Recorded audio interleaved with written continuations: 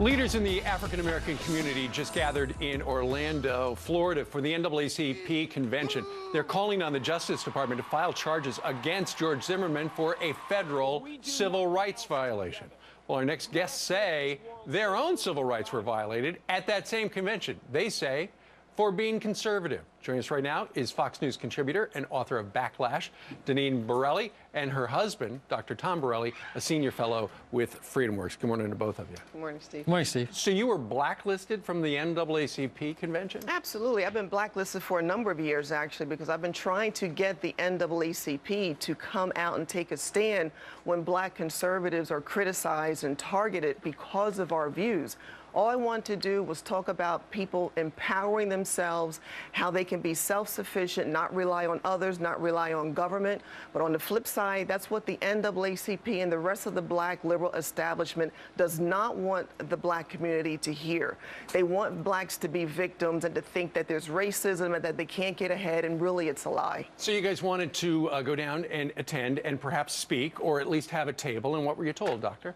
Well, we work with FreedomWorks, and we actually want to also be part of their exhibit hall. So we were willing to pay the nonprofit to have a booth there. They told us, and Deneen has in an email, there was no room for us. But clearly, when we went there, we took some shots. There was a lot of room. And since when does a nonprofit reject money? Are you kidding? How could you possibly squeeze into that exhibit hall? It's really jammed, isn't it? But it's very concerning because really a lot of the message that we heard from the speakers that were there was victimization.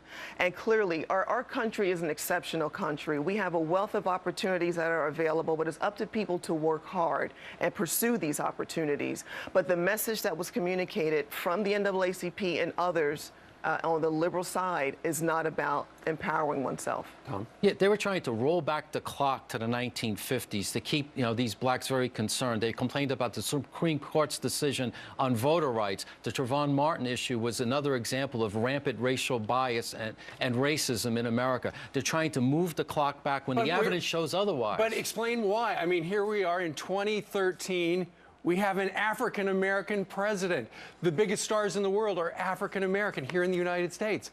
Is the NAACP essentially, It's a liberal front group, and I find them to be irrelevant because they continue to push the same message of moving people back with the mindset and what they do versus moving people forward to get ahead and be progressive in life. And they're also advancing policies that's actually going to harm the black community. Ben Jealous, the president, was excited that coal-fired power plants were closing. Well, that means higher electricity prices and losses of manufacturing jobs. The black community's already been devastated with high unemployment and lower disposable income with higher energy prices. And if you, I was paying attention to what was going on down there yesterday, and it was clear that they're trying to use the Trayvon Martin death as a rallying cry for change. When you look at it, do you see this as a race case?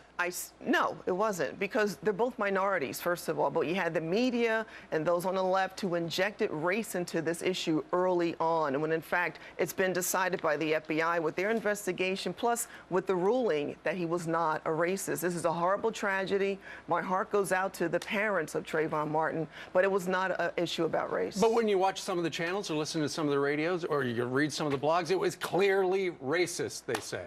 Well, they're just trying to carry that narrative. At the end of the day, this is really about the 2014 election coming up. The black vote was extremely important for President Obama. He's losing some of the unions because Obamacare is imploding. The IRS, he needs that really liberal voting bloc to be there. So what we saw at the NAACP was a massive brainwashing session, and it's really outrageous. All right. Dr. Tom Borelli, Deneen Borelli, thank you very much.